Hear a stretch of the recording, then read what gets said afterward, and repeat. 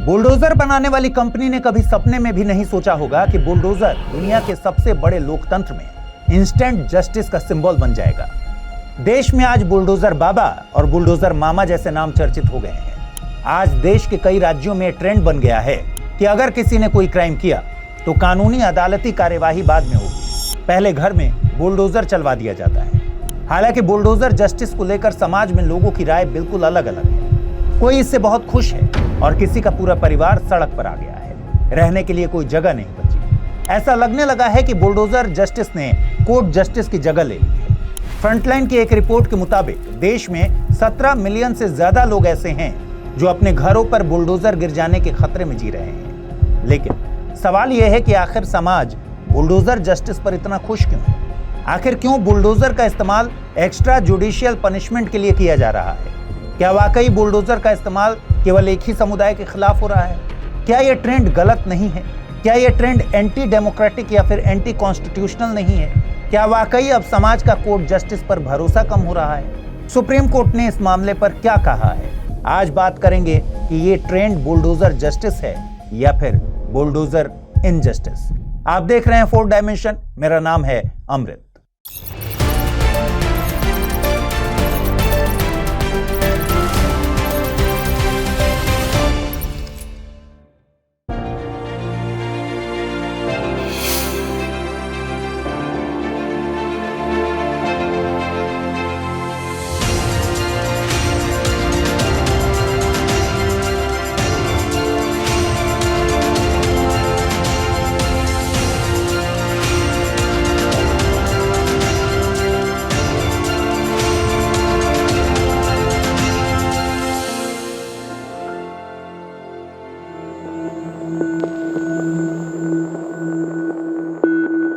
पिछले 19 जून को लखनऊ के अकबर नगर में बड़े पैमाने पर एंटी एनक्रोचमेंट ड्राइव चलाया गया। इस ड्राइव में राज्य सरकार ने 1169 घरों और 101 कमर्शियल स्पेसेस सहित लगभग 1800 स्ट्रक्चर्स को ध्वस्त कर दिया। सरकार की योजना इस क्षेत्र को कुकरेल रिवर फ्रंट के रूप में विकसित कर इसे इको टूरिज्म हब बनाने की थी। कई निवासी दशकों से वहां रह रहे हैं। कुछ का दावा है कि वे विकास प्राधिकरण के गठन से भी पहले से वहां रह रहे हैं। एक स्थानीय निवासी ने कहा, हमारे घर तोड़ दिए जाएंगे और अब सरकार वहां रिवर फ्रंट बनाएगी। आप मुझे बताएं कि क्या अधिक महत्वपूर्ण है, एक गरीब व्यक्ति का घर या फिर रिवर फ्रंट? वहीं सरकार का दावा है कि ये स्ट्रक्चर अतिक्रमण है। सरकारी महकमे का कहना है कि नदी को कवर करते हुए क्षेत्र पर अतिक्रमण किया गया था, जिसके कारण नदी भूमाफियाओं के साथ साथ रोहिंग्या और बांग्लादेशी घुसपैठियों द्वारा अवैध निर्माण से भर गई थी। ये डेमोलिशन का एकमात्र उदाहरण नहीं है जो हाल के दिनों में हुआ। भारत के कई राज्यों में इसी तरह का बुलडोजर राज देखा गया। खास तौर पर बीजेपी की सरकारें जहां जहां हैं वहां ऐसे मामले ज्यादा हैं। 6 मई को बृहन मुंबई नगर निगम ने मुंबई के पवई में एक दलित बस्ती जय भीम नगर में लगभग 600 अस्थायी बस्तियों को ध्वस्त कर दिया, जिससे 3500 लोग बेघर हो गए। 14 मई 2023 को नई दिल्ली के धौलाकुआं में लोक निर्माण विभाग द्वारा झुग्गियां ढहाए जाने के बाद सैकड़ों लोग बेघर हो गए। सरकार ऐसे एविक्शन का कारण बताती है अतिक्रमण हटाना या फिर पार्क डेवलप करने की योजना या स्वच्छता ड्राइव या फिर सौंदर्यीकरण।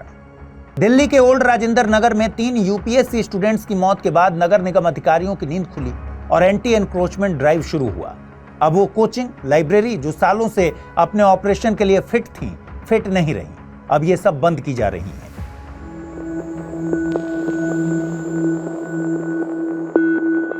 Housing and land right network के 2024 के अनुमान के अनुसार लोकल, स्टेट और सेंट्रल लेवल अथॉरिटीज ने 2022 और 2023 में 1,53,820 घरों को डिमोलिश कर दिया। इसके कारण देश के ग्रामीण और शहरी क्षेत्रों में 7,38,438 से ज्यादा लोगों को फोर्सफुली एविक्ट होना पड़ा।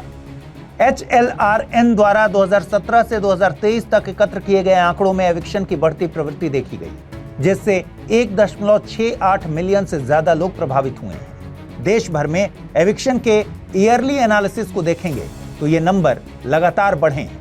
2019 में 1,07,625, 2022 में 2,22,686 और 2023 में आश्चर्यजनक रूप से 5,15,752। मानवाधिकार वकील आकांक्षा बडकुर कहती हैं कि पिछले 6-7 सालों में हमने गरीबों के प्रति शासन की सख्ती में उल्लेखनीय वृद्धि देखी है। पिछले 2 वर्षों में 59% एविक्शन झुग्गी झोपड़ी हटाने, अतिक्रमण हटाने या शहर सौंदर्यीकरण पहल की आड़ में हुई है, जिसके परिणाम स्वरूप 2023 में कम से कम 2,90,330 लोगों और 2022 में 1,43,034 से ज्यादा लोगों को जबरन विस्थापित होना पड़ा। बेसिक इंफ्रास्ट्रक्चर और स्मार्ट सिटी पहल, एनवायरमेंट और forest conservation, wild life conservation, disaster management जैसी कथित विकास परियोजनाओं के लिए भी जबरन एविक्शन किया गया है।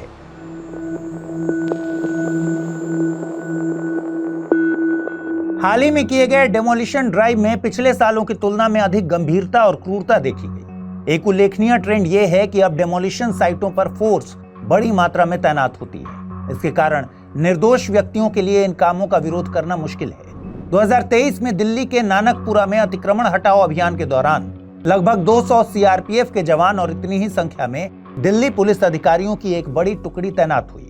जब इतनी बड़ी संख्या में फोर्स होती है तो वहां रहने वाले लोग अपना सामान और संपत्ति तक वहां से नहीं निकाल पाते। दिल्ली के एक विक्टिम ने कहा कि सरकार सिर्फ हमें इस जगह से हटाने की कोशिश नहीं कर रही, बल्कि ये भी मेक श्योर कर रही है कि ये जगह अब रहने लायक बचे ही ना। विक्टिम कहते हैं कि अब हम यहाँ से कहाँ जाएंगे और क्या लेकर जाएंगे, सब तो तबाह हो गया।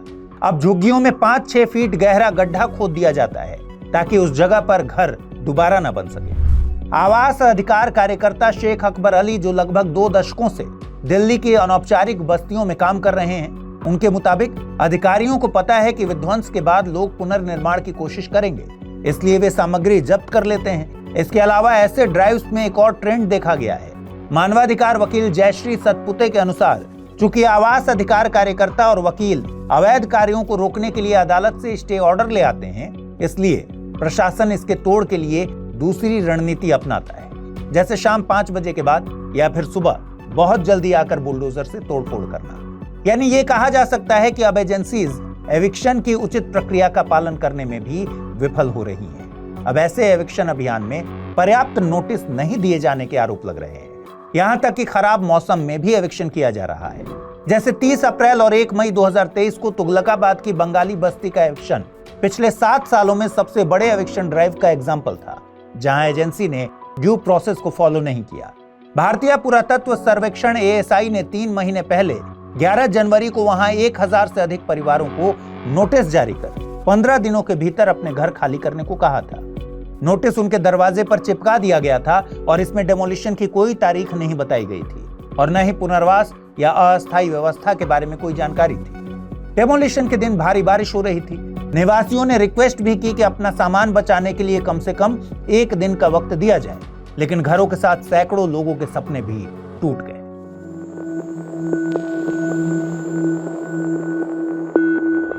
देखिए, अतिक्रमण हटाना ह्यूमैनिटी पर्सपेक्टिव से भले ही गलत हो, पर कानूनन इसे सही ठहरा दिया जाता है।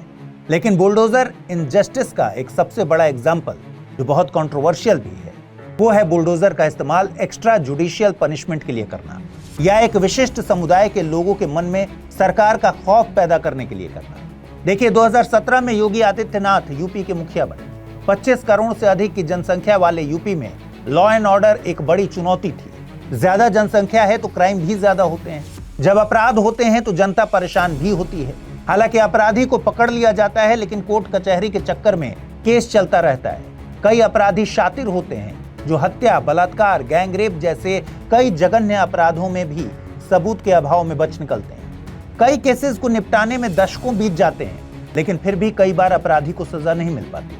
मुख्यमंत्री बनने के बाद योगी जी ने एक इनोवेशन किया। उन्होंने बुलडोजर को लॉ एंड ऑर्डर से जोड़ दिया, सूबे को क्राइम फ्री करने की बात की, अपराधियों को मिट्टी में मिला देने की बात की, वो भी लिटरल मीनिंग में। अब यूपी में अपराधियों के घर बुलडोजर चलने की प्रथा शुरू हो गई और ये कहलाया इंस्टेंट जस्टिस।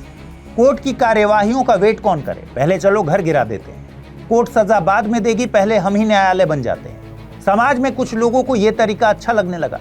ऐसा समाज जहां न्याय देरी से मिलती हो, जहां न्याय पाने के लिए आम लोगों की चप्पलें घिस जाती हों, जहां न्याय पाने के लिए घर बार गिरवी रखना पड़ता हो, जहां वकील और पुलिस के चक्कर में न पड़ने को लेकर तमाम किस्से कहानियां कहावतें चलती हैं, वहां इंस्टेंट जस्टिस मिलना लोगों को खूब भाने लगा। माफिया विकास दुबे तो याद होगा आपको, वही जिसकी गाड़ी पलट गई थी। उस पर कई आरोप थे, केस पर केस चलते थे। लेकिन विकास दुबे खुला घूमता था और अपराध भी करता रहता था। बस एक बार सरकार की नजर पड़ी और बुलडोजर चला और विकास दुबे का विकास रुक गया। ऐसे ही माफिया अतीक अहमद के साथ हुआ, घर पर बुलडोजर चल गया।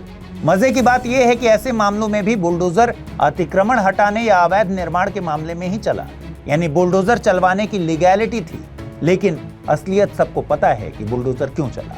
खुद सोचिए, भारत में कितने घर होंगे जो पूरे कायदे कानून के साथ नक्शा पास करवाने के बाद घर बने या जिनसे अतिक्रमण नहीं हुआ हो। पूरे भारत में कानूनों और निर्माण मानदंडों का अनुपालन न करना आम बात है, लेकिन सरकार का एक्स्ट्रा जुडिशियल पनिशमेंट देने का यह तरीका चल पड़ा। अब तो बुलडोजर कथित तौर पर न्याय का प्रतीक बन गया है। योगी जी देखते देखते बुलडोजर बाबा कहे जाने लगे। ऐसे ही एक केस में 2022 में उत्तर प्रदेश के प्रयागराज में स्थानीय अधिकारियों ने अवैध निर्माण का हवाला देते हुए नोटिस जारी किया और अगले ही दिन मोहम्मद जावेद के घर को ध्वस्त कर दिया। कुछ दिन पहले ही जावेद को हिंसा भड़काने के आरोप में गिरफ्तार किया गया था। जब बुलडोजर ने घर को मलबे में तब्दील कर दिया तो बाद में पता चला कि ध्वस्त किया गया घर आरोपी का था ही नहीं, बल्कि वास्तव में उसकी पत्नी परवीन फातिमा का था। सवाल यह है कि नोटिस जारी होने के 24 घंटे के भीतर घर को गिराने की इतनी जल्दबाजी क्यों? हालांकि लोग इसे खुलकर कहने में संकोच कर सकते हैं, लेकिन इसका मकसद जावेद को जल्द से जल्द और कड़ी सजा देना था।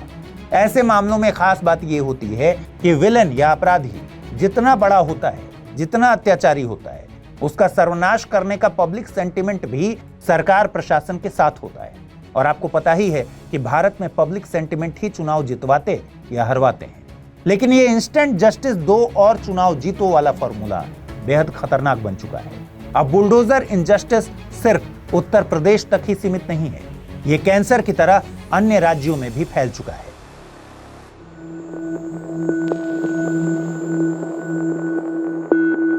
हालांकि कानून में पनिशमेंट के तरीकों के रूप में प्रॉपर्टी को डिमोलिश करने का कोई प्रावधान नहीं है, लेकिन कई राज्यों में यह प्रथा तेजी से बढ़ रही है। जनता के मूड को भांपते हुए मध्य प्रदेश और राजस्थान ने भी न्याय के रास्ते पर बुलडोजर चला दिया है। हाल के सालों में मध्य प्रदेश के खरगोन, उत्तर प्रदेश के प्रयागराज, सहारनपुर, हरियाणा के नूह और दिल्ली के जहांगीरपुरी और इसके अलावा देश में ऐसी कई और जगह हैं जहां सरकार की एक्स्ट्रा जुडिशियल पनिशमेंट देने की मंशा साफ दिखती है। एमपी के छतरपुर में एक इंसिडेंट देखने को मिला जहां भीड़ द्वारा एक पुलिस स्टेशन का घेराव किया गया था और पत्थरबाजी हुई थी। इसके बाद पुलिस ने कई आरोपियों की पहचान की, कई को गिरफ्तार किया और मुख्य आरोपी या मास्टरमाइंड के आलिशान घर को जमींदोज कर दिया। ऐसे ही मध्य प्रदेश के ही मंडला जिले में 2 घर बर्बाद कर दिए गए क्योंकि पुलिस द्वारा यह दावा किया गया था कि आरोपी के रेफ्रिजरेटर में गोमांस मिला। इसी साल अप्रैल में हनुमान जयंती जुलूस के दौरान झड़प के दौरान उत्तरी दिल्ली नगर निगम के अधिकारियों ने जहांगीरपुरी में लगभग 25 दुकानों और घरों को ध्वस्त कर दिया। एमपी के खरगोन में भी अप्रैल 2022 की रामनवमी और हनुमान जयंती समारोह के दौरान सांप्रदायिक हिंसा भड़क उठी थी, जिसके बाद 16 घरों और 29 दुकानों को जमींदोज कर दिया गया। खास बात यह थी कि इसमें एक घर वो भी शामिल था जो प्रधानमंत्री आवास योजना के तहत बनाया गया था। हमेशा की तरह सरकारी एजेंसियों ने सार्वजनिक भूमि से अतिक्रमण हटाने और अवैध संरचनाओं को हटाने का दावा किया, लेकिन लोगों ने इन दावों पर भरपूर सवाल भी उठाए। मध्य प्रदेश में कई सालों से बीजेपी की सरकार है। मध्य प्रदेश के पूर्व मुख्यमंत्री शिवराज सिंह चौहान को बुलडोजर मामा का नाम दे दिया गया था। फिलहाल मोहन यादव एमपी के मुख्यमंत्री हैं। ऐसे ही उदयपुर में अगस्त में शहर में सांप्रदायिक झड़पों के बाद स्थानीय अधिकारियों ने 60 साल के ऑटो रिक्शा चालक राशिद खान का घर गिरा दिया क्योंकि खान के बेटे पर एक हिंदू क्लासमेट को चाकू मारने का आरोप था। बाद में पता चला कि यह मकान इनका था ही नहीं, ये किराए पर रहते थे। राजस्थान में मुख्यमंत्री भजन लाल शर्मा के नेतृत्व में बीजेपी की सरकार है, लेकिन ऐसा भी नहीं है कि बुलडोजर जस्टिस सिर्फ बीजेपी का ही गुण है। तेलंगाना में जून में हैदराबाद आपदा प्रतिक्रिया और संपत्ति संरक्षण एजेंसी ने 166 से अधिक स्ट्रक्चर्स को ध्वस्त कर 43.94 एकड़ जमीन को एक्वायर किया। कुछ लोगों ने कांग्रेस सरकार पर राजनीतिक प्रतिशोध का आरोप लगाया। तेलंगाना के मुख्यमंत्री रेवंत रेड्डी ने जोर देकर कहा कि यह कार्रवाई पूरी तरह से निष्पक्ष है और इसका उद्देश्य तेलंगाना की झीलों का पुनरुद्धार करना है। हालांकि रेड्डी की रणनीति की तुलना आदित्यनाथ के बुलडोजर न्याय से की गई। बुलडोजर का मामला कहीं न कहीं चुनाव से भी जोड़ा जाता है। हालांकि लोकसभा चुनावों में यूपी में कम सीट पाना और अयोध्या जैसी सीट हार जाने में कहीं न कहीं बीजेपी सरकार की बुलडोजर पॉलिसी को भी एक फैक्टर माना गया। आखिर भारत में पब्लिक सेंटिमेंट ही चुनाव जितवाते हैं या हरवाते हैं?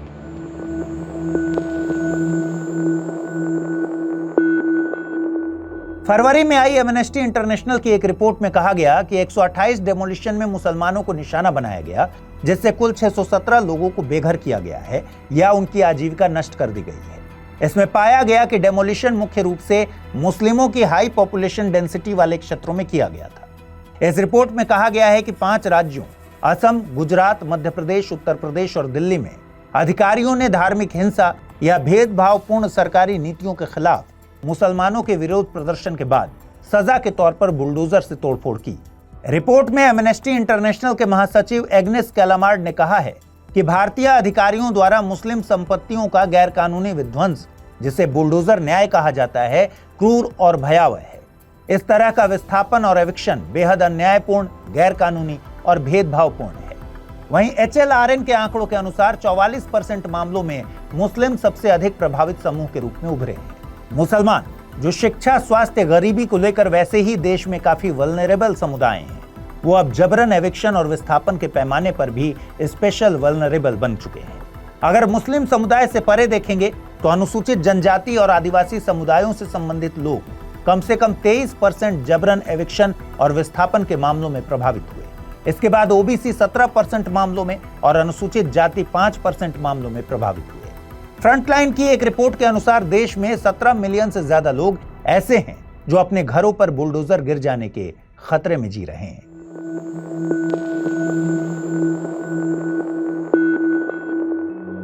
अदालतों ने आवास अधिकारों के उल्लंघन पर कई आदेश और टिप्पणियां दी हैं। सुप्रीम कोर्ट और विभिन्न हाई कोर्ट्स ने आवास या आश्रय के अधिकार को जीवन के मौलिक अधिकार का अभिन्न हिस्सा माना है। सुदामा सिंह एवं अन्य बनाम दिल्ली सरकार 2010 और अजय माकन बनाम भारत संघ 2019 जैसे प्रमुख निर्णयों में कोर्ट ने इस बात पर जोर देकर कहा है कि उचित प्रक्रिया के पालन या फिर पर्याप्त नोटिस के बिना और पर्याप्त पुनर्वास के बिना किया गया एविक्शन अवैध माना जाएगा। हाल ही में सुप्रीम कोर्ट में फेमस बनभूलपुरा एनक्रोचमेंट केस पर सुनवाई हुई है। मामला उत्तराखंड के हल्द्वानी में रेलवे की जमीन पर अतिक्रमण का है।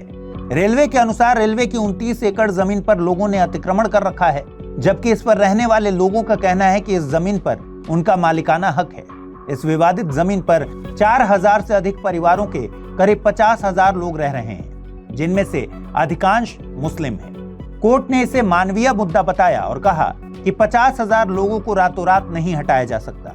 कोर्ट ने यह भी कहा कि अगर वो अतिक्रमणकारी हैं तो भी इंसान तो हैं, वे दशकों से वहां रह रहे हैं। कोर्ट निर्दयी नहीं हो सकती, लेकिन वह अतिक्रमण जैसी चीजों को बढ़ावा भी नहीं देगी। कोर्ट ने सवाल भी पूछा कि जब ये लोग आजादी से भी पहले से वहां रह रहे हैं तो इतने सालों से सरकार क्या कर रही थी? ये लोग तभी हटेंगे जब इनके पुनर्वास के लिए जगह फाइनल हो। इसके अलावा देश में चल रहे अलग अलग मामलों में आरोपी व्यक्तियों के खिलाफ बुलडोजर कार्रवाई को चुनौती देने वाली याचिका पर भी सुप्रीम कोर्ट में सुनवाई हुई है। सुनवाई में सुप्रीम कोर्ट ने कहा कि यदि कोई व्यक्ति दोषी है भी तो भी कानून द्वारा निर्धारित प्रक्रिया का पालन किए बगैर उसके घर को नहीं गिराया जा सकता। न्यायमूर्ति BR गवई ने मामले पर सुनवाई करते हुए कहा कि सिर्फ इसलिए किसी का घर कैसे गिराया जा सकता है कि वह आरोपी है, अगर वह दोषी भी है तो भी घर नहीं गिराया जा सकता। वहीं न्यायमूर्ति KV विश्वनाथन ने कहा किसी को भी कमियों का फायदा नहीं उठाना चाहिए। उन्होंने कहा एक पिता का बेटा अड़ियल हो सकता है, लेकिन अगर इस आधार पर घर गिराया जाता है तो ये सही तरीका नहीं है।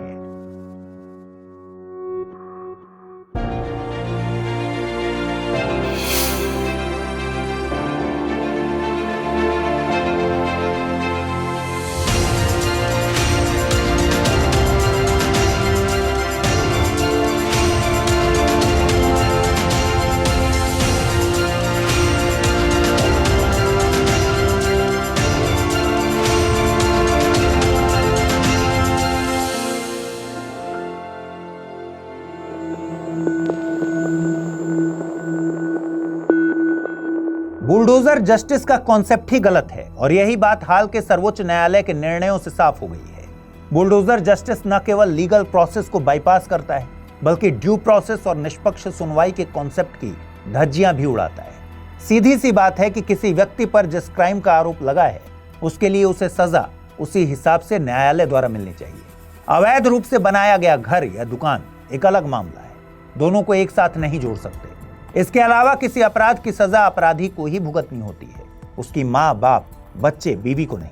आप उन लोगों को दंड कैसे दे सकते हैं जिनका घटना से आमतौर पर कोई लेना देना नहीं है। देखिए, एक्स्ट्रा जुडिशियल पनिशमेंट के रूप में बुलडोजर के यूज ने डर और धमकी के कल्चर को बढ़ा दिया है, खास तौर पर अल्पसंख्यक समुदायों को निशाना बनाकर। जमीयत उलेमाए हिंद द्वारा सुप्रीम कोर्ट में दायर याचिका में तर्क दिया गया है कि राज्य सरकारें हाशिए पर पड़े समुदायों, खास तौर पर अल्पसंख्यकों को डराने और उन पर अत्याचार करने के लिए बुलडोजर के इस्तेमाल को बढ़ावा दे रही है। इसने दावा किया कि ये कार्यवाहियां उत्पीड़न के व्यापक चक्र का हिस्सा हैं। ऐसा चक्र जहां राज्य और स्थानीय प्रशासन लोगों को कानून की हेल्प से खुद का बचाव करने का मौका ही नहीं देना चाहता, बस देना चाहता है तो सिर्फ दंड, और ये तरीका इलीगल है। कई विक्टिम्स ने बताया है कि कई मामलों में उन्हें पूर्व सूचना या सुनवाई का मौका तक नहीं दिया गया, जो कि प्राकृतिक न्याय के सिद्धांतों का उल्लंघन है। ऐसे डेमोलिशन से मानवाधिकार के मुद्दे उठते हैं, जहां पुनर्वास या मुआवजे नहीं दिए जाते और एविक्ट किए गए लोगों को कष्ट भोगना पड़ता है। एक्स्ट्रा जुडिशियल पनिशमेंट के रूप में बुलडोजर का प्रयोग लीगल सिस्टम का मजाक उड़ाता है। यह लीगल सिस्टम को कमजोर करता है। यह तरीका हमारी जुडिशियरी पर भी सवाल उठाता है।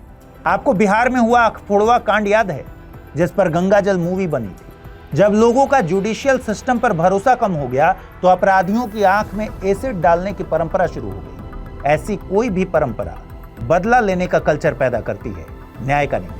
ऐसी परंपरा में लोगों को बिना किसी निष्पक्ष सुनवाई के दंडित किया जाता है।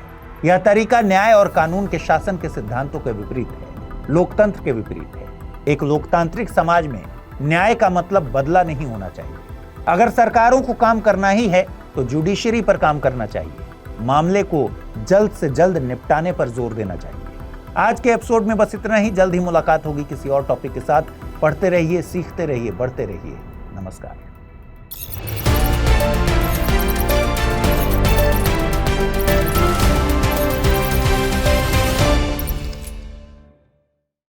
हिंदी में यूपीएससी की तैयारी से संबंधित प्रोग्राम्स को देखने के लिए सब्सक्राइब करें स्टडी IQ IAS हिंदी।